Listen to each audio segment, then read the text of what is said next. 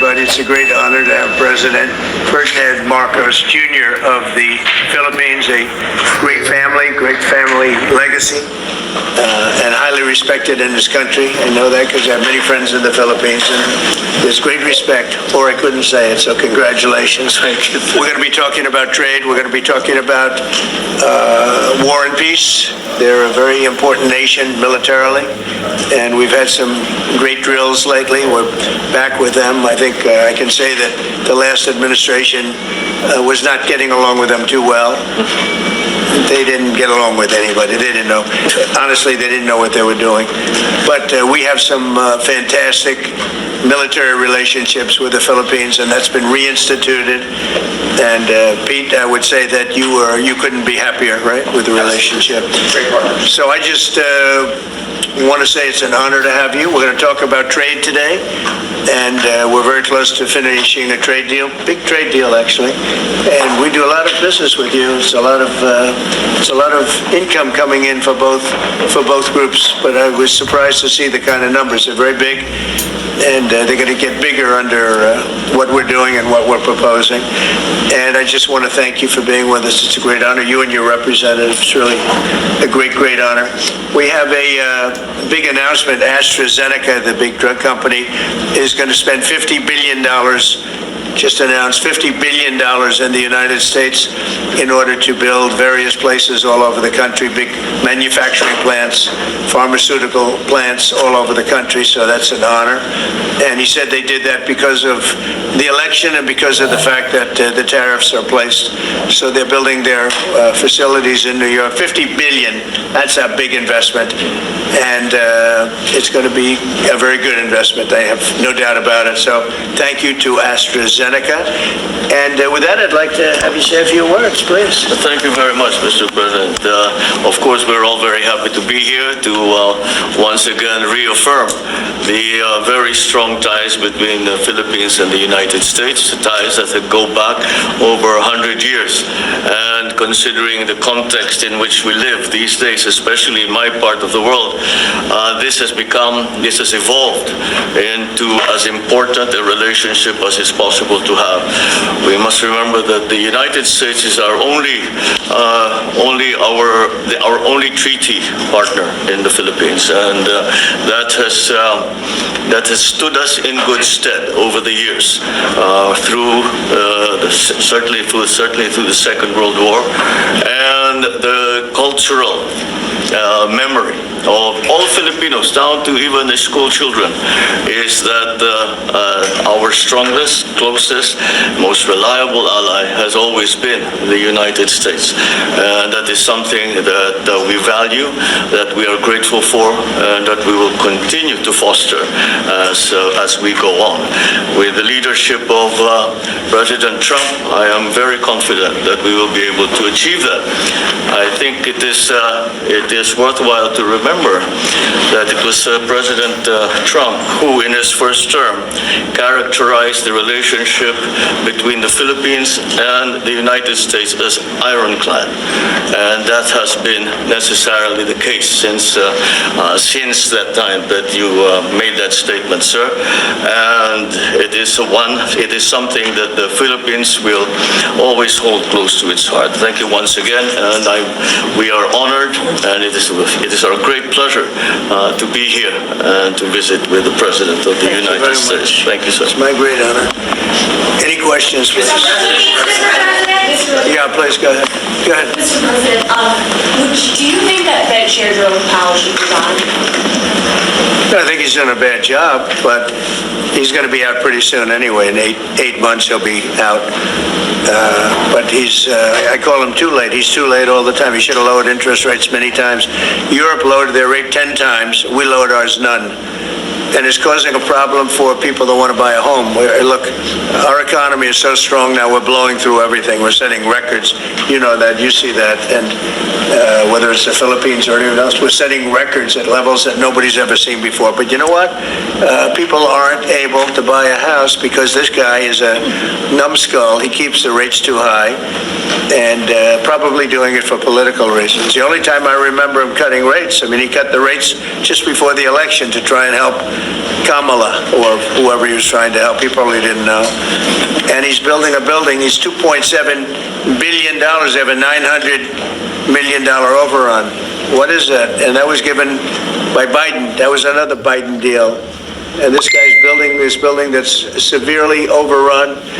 And what does he need the building for? What does he need? He needs space for more people. So they did a big study the other day, and they called all of the great intellects and the great economists and all of the great everything. And it was 71, and only 2 got it right. Me and another gentleman that happens to be very smart. 69 people got it wrong, and the Fed got it wrong, more wrong than anybody. And he has these think tanks, and they build buildings for people that think. And it's really not thinking; it's a little bit of combination of thinking, but it's something you sort of have or you don't have. They don't. The job he's done is just terrible. He ought to raise interest rates. We should be at 1%. We should be leading the world. Instead, we're paying 4%. And if you look at what that means, that's over $1 trillion in interest that we have to pay.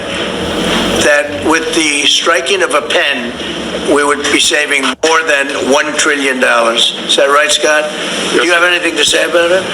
Yes, sir. I called yesterday and this morning for the Fed to do a big internal investigation to understand not their monetary policy, but everything else. The Fed has had big mission creep, and that's where a lot of the spending's going. That's why they're building these new or refurbishing these buildings. And I think they got to stay in their lane. And I think that based on the way they cut rates last fall, they should be cutting rates now. It's inconceivable. I know the Fed very well that they can be spending $2.7 billion to build a building. They don't do anything. It's the greatest job. You show up one day, a half a day, you make a little speech, the economy's doing well, the economy's not doing well, we're going to raise interest. And he's got it wrong. That's why I call him too late, T-O-O, too late. And it's really too bad. But it is affecting people that want to buy houses, and that shouldn't happen. And Mr. President, And he should lower them. Those rates should be 3 points lower. That's what they should be, 3 points lower, maybe more than that. I would like to ask both for you, Yes. one person. Mr. President Marcos, next year, Philippines is going to be the rotating chair of ASEAN. I wonder how do you plan to balance your relationship between the United States and China? And for President Trump, Kremlin yesterday said if you are going to Beijing in September, they wouldn't rule out a meeting between you and President Putin. Is such a meeting possible? And how soon do you plan to visit China? Well, we have a lot of meetings possible. President Xi has invited me to China, and we'll probably be doing that in the not too distant future, a little bit out, but not too distant. And I've been invited by a lot of people, and we'll make those decisions pretty soon. Please. next side of the Well, as you say, we are chairing ASEAN for 2026. There is no need, in a sense, to balance, as you characterize it, to balance our relationship within the United States and China, simply because our foreign policy is an independent one, and we are essentially concerned with the defense of our territory and the exercise of our sovereign rights. Now, whether we do this not alone, we need to do this with our partners. And again, our strongest partner has always been the United States. But of course, we are trying to form coalitions and multilateral relations so that those like-minded nations who share the same values as we do, who hew to international law, most specifically the UNCLOS, present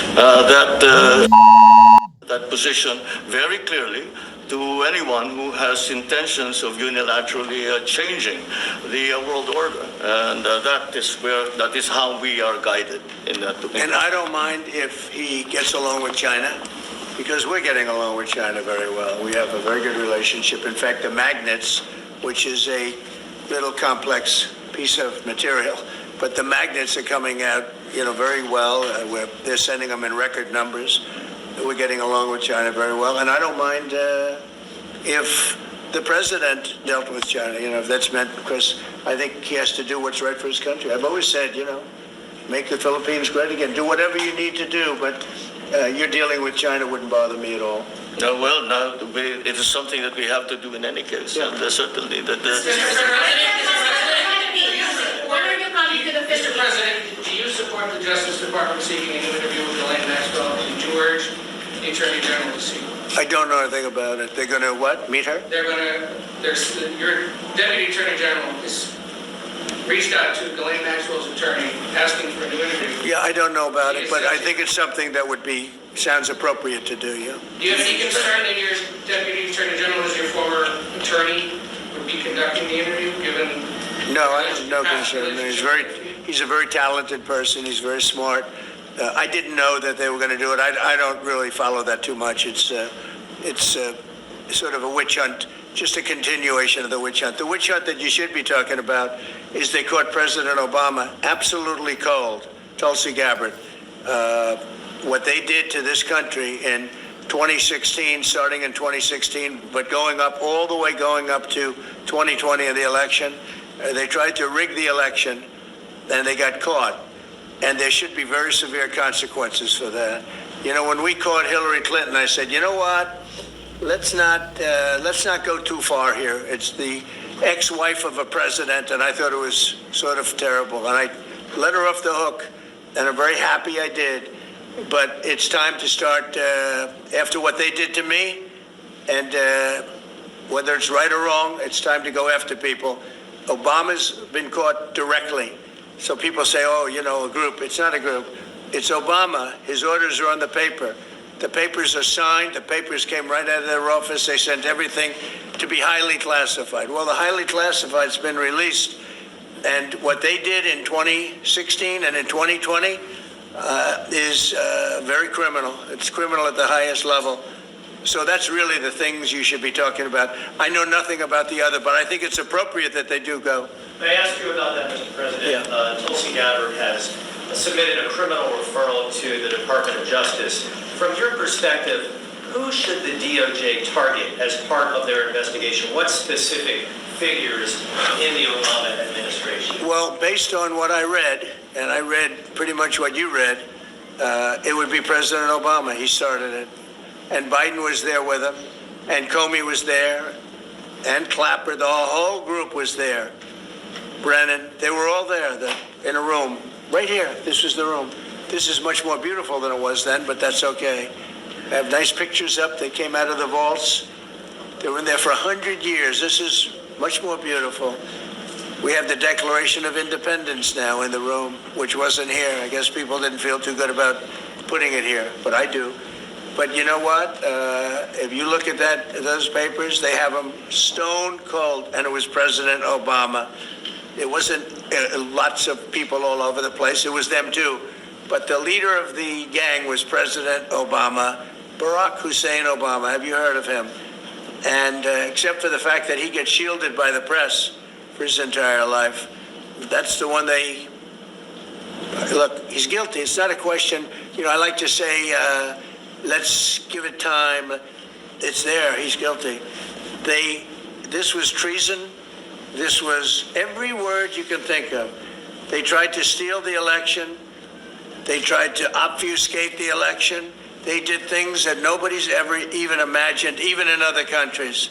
You've seen some pretty rough countries. This man has seen some pretty rough countries, but you've never seen anything like it. And we have all of the documents.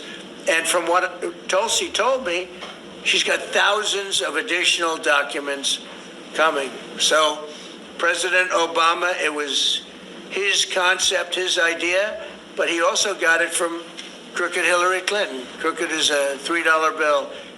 Hillary Clinton and her group, the Democrats, spent $12 million to Christopher Steele to write up a report that was a total fake report. Took 2 years to figure that out, but it came out that it was a total fake report. It was made up fiction. And they used that. Now, the one thing they weren't able to do was and probably the only thing I respect about the press in years is the press refused to write it before the election. They refused to put it in. The Steele report was a disaster.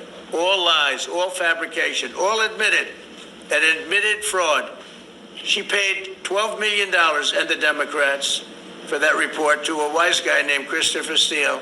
He wrote a phony report, and they wanted to get that report in before the election. And I'll tell you what, I talk about all the time, the fake news, how bad it is. But in this case, they wouldn't do it. They saw it, they read it, and they said, we don't believe it. And it was only after, substantially, like a month and a half after the election, that it got printed, and it was a big wisp. It was just like a bang of nothing, because the election had ended. If that report had gotten published by the New York Times or somebody, and I respect the Times for maybe only this, because they're crooked as you can be. They're a terrible paper, a crooked, corrupt paper. But for this one moment, they said, this is bullshit, we can't put this in. And neither could any other paper. Wall Street Journal's a lousy paper, very, very dishonest paper. As you see, I'm suing them for a lot of money because they do things very badly. It's got a nice name, but it's really, in my opinion, it's a terrible paper. And it can be corrupt. But just so you know, they didn't take the Steele report. It was the dossier. Remember the famous dossier? I called it the fake news dossier. The news wouldn't publish it. And I'm amazed. They had 2.5 months. It was finished. 2.5 months. That was supposed to be what was going to happen. And it got published a couple of months after the election. And frankly, nobody cared too much about it. But that was a big thing. No, we caught Hillary Clinton. We caught Barack Hussein Obama. They're the ones. And then you have many, many people under them. Susan Rice. They're all there. The names are all there. And I guess they figured they're going to put this in classified information and nobody will ever see it again, but it doesn't work that way. And it's the most unbelievable thing I think I've ever read. So you ought to take a look at that and stop talking about nonsense, because this is big stuff. Never has a thing like this happened in the history of our country. And by the way, it morphed into the 2020 race. And the 2020 race was rigged, and it was a rigged election. And because it was rigged, we have millions of people in our country. We had inflation. We solved the inflation problem. But millions and millions of people came into our country because of that. And people that shouldn't have been, people from gangs and from jails and from mental institutions, people that we don't want in our country, and people that we're getting out, dangerous people. 11,888 murderers, many of them 50%, more than 50%, murdered more than one person. I hate to say this with such a distinguished guest, but, you know, they asked me a question. I got to answer the question. No, Barack Hussein Obama is the ringleader. Hillary Clinton was right there with him, and so was Sleepy Joe Biden. And so were the rest of them. Comey, Clapper, the whole group.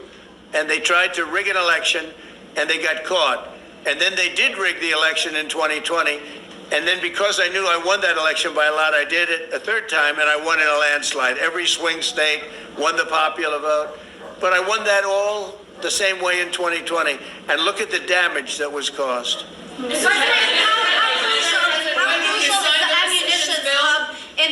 How crucial is the ammunition hub that the U.S. plans to build in Subic and the Luzon corridor, considering that these will be built in areas that hosts strategic ports as well as military air bases? You're talking ammunition? Yes, the U.S. House Congressional Committee on Appropriations approved a budget. Well, it's very important. Otherwise, we wouldn't have approved it. Sorry? Yeah, it's very important. Otherwise, we wouldn't. We need ammunition. We're going to end up in a few months, we'll have more ammunition than any country has ever had. We're going to have more missiles than any country has ever had.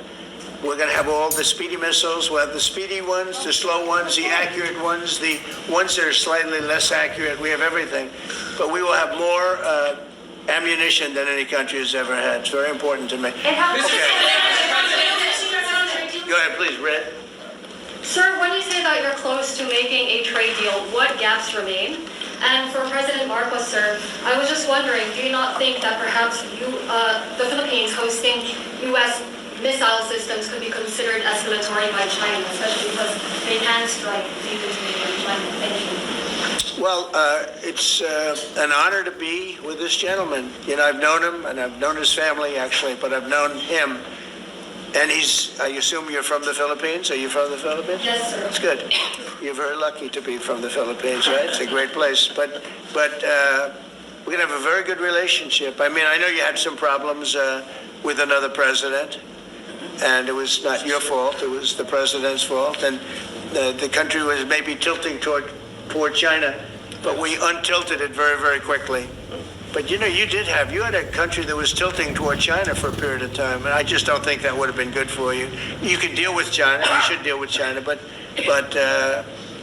when I got elected, everything changed, and they came right back to us. Say it again? Yeah, Brian, go ahead. Oh, Mr. President, I just wanted to piggyback off the Sorry, I House. have a question to President Marcos. Yes. I'm sorry, what was the question again? It was about whether having U.S. missiles hosted in the Philippines could be considered escalatory by China. All of what we consider part of the modernization of the Philippine military is really as a response to the circumstances that surround the situation around the South China Sea, and now what we used to refer to as Asia Pacific, which we have expanded now to the Indo-Pacific. And if we would certainly, like in any kind of military spending, we would wish that it wasn't necessary, but it is. And so that is what we are doing. And as an adjunct to the question about the ammunition production, this is actually the United States is assisting the Philippines in what we call our self-reliance defense program, which is to allow us to be self-reliant and to be able to stand our own 2 feet, whatever the circumstances that occur in the future. And the reason that we have encouraged more interaction with the United States is because it is necessary. And it is not just with the United States. It is with all our neighboring countries, and even countries as far afield as the Scandinavian countries, the EU. And so this is an ongoing process, and again, I will stress the point that we do this because we feel it is necessary.